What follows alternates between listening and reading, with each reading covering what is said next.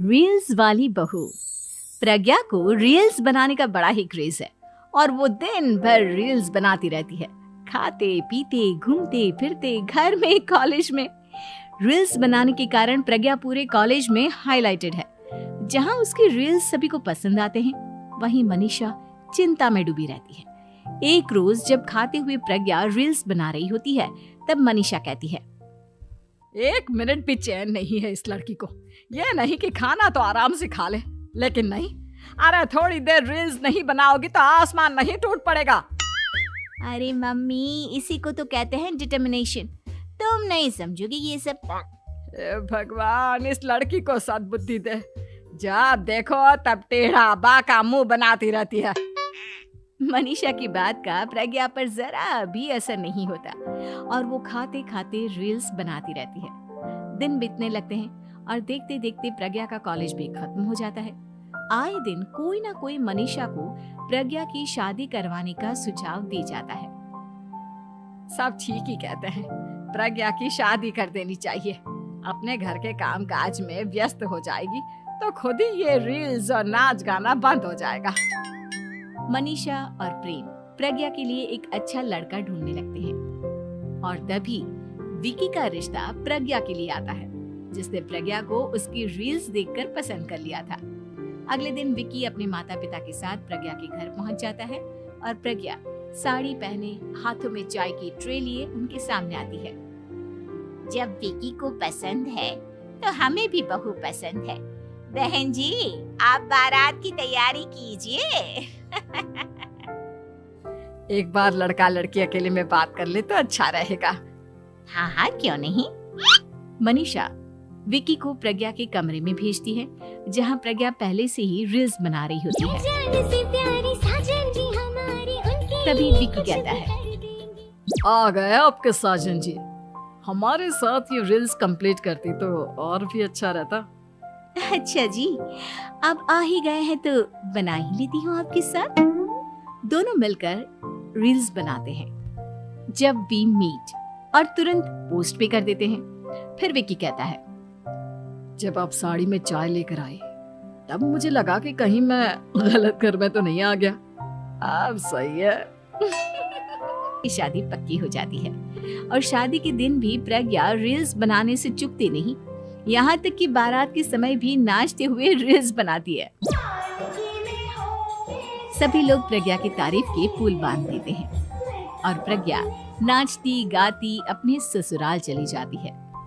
सब कुछ अच्छा चल रहा होता है। प्रज्ञा यहाँ भी दिन भर हर चीज की रील्स बनाती रहती है। जब सुनीता कहती है, बहू, ये रील्स के साथ साथ कुछ काम भी कर लिया करो। वैसे तुझे और क्या क्या बनाना आता है? मम्मी जी, वैसे तो सब कहते हैं कि मैं सब कुछ अच्छा बनाती हूँ, लेकिन मुझे लगता है कि मैं मैगी अच्छा बना लेती हूँ। हाँ, कॉफी भी अच्छा बना लेती हूँ और मुंह तो सबसे अच्छा बना लेती हूँ। हैं? अच्छा अच्छा। सुनीता अपना माथा पकड़ लेती है और कहती है, बहू, कुछ खाना बनाना भी सीख लेती। मम्मी जी, मैं लंबी प्लानिंग कर रही हूँ। जल्दी ही मैं इतनी फेमस हो जाऊंगी कि मुझे पैसे मिलने लगेंगे। हम दोनों सास बहू राज करेंगे, राज। नौकर काम करेंगी और लोगों की तो लाइन लगेगी हमसे मिलने के लिए। तेरा दिमाग खराब हो गया है क्या बहू? जितना जल्दी हो इस घर के तौर तरीकों को सीख लो।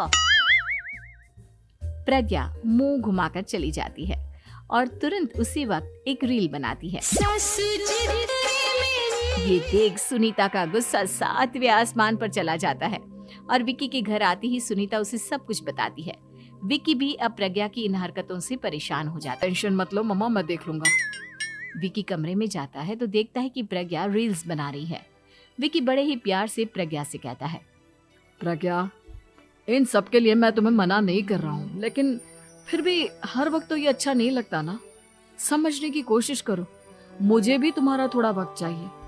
मैं जब ऑफिस से आता हूँ तो मुझे समय देने की जगह इसी में लगी रहती है। तुम ज्यादा ही सोच रहे हो। तुम भी मेरे साथ रील्स बनाओ ना, तुम्हें भी बहुत अच्छा लगेगा। तुम्हें इज्जत से कोई बात समझ में नहीं आती क्या? दिमाग खराब हो गया है तुम्हारा इस चकाचौंध से। अगर तुमने अपना रवैया नहीं बदला तो मैं तुमसे दूर चला जाऊंगा। तुम ही रिश्ता लेकर आए थे, मुझे लड़कों की कमी नहीं थी और ना आज है। विकी दरवाजा पटक कर चला जाता है।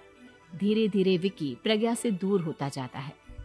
एक रोज मनीषा प्रज्ञा के ससुराल उससे मिलने जाती है। तब सुनीता उससे कहती है, बहन जी, अब आई हैं तो कुछ दिन यहाँ रहकर जाइएगा, आप ही का घर है। हाँ मम्मी, बहुत दिन हो गए तुम्हारे साथ एक भी रील नहीं बनाई मैंने। प्रज्ञा तुरंत अपने फोन में रील्स ऑन कर लेती है। ये सब मुझसे नहीं होता। तेरा ये भूत अभी तक नहीं उतरा क्या? बहन जी, आप कुछ कहती नहीं क्या इसे?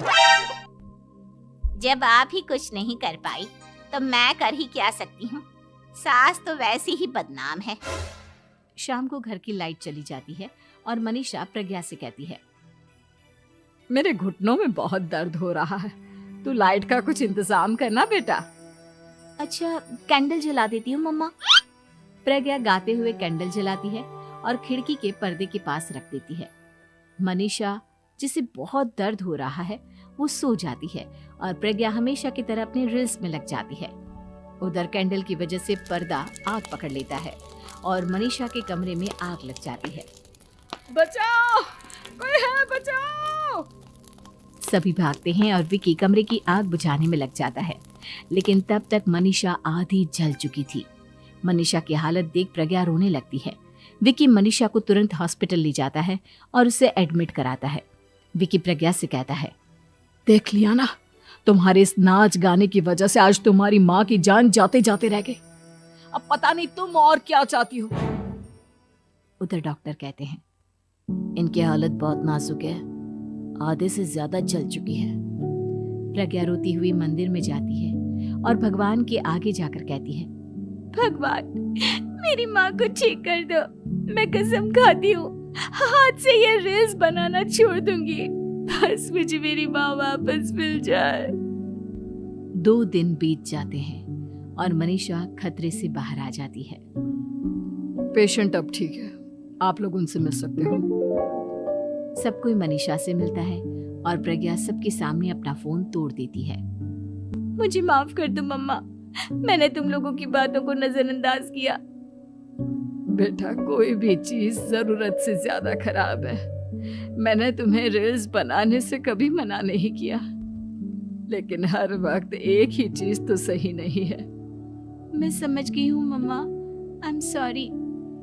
प्रज्ञा उस दिन से रील्स बनाना छोड़ देती है और पूरी तरह से अपने घर में लग जाती है।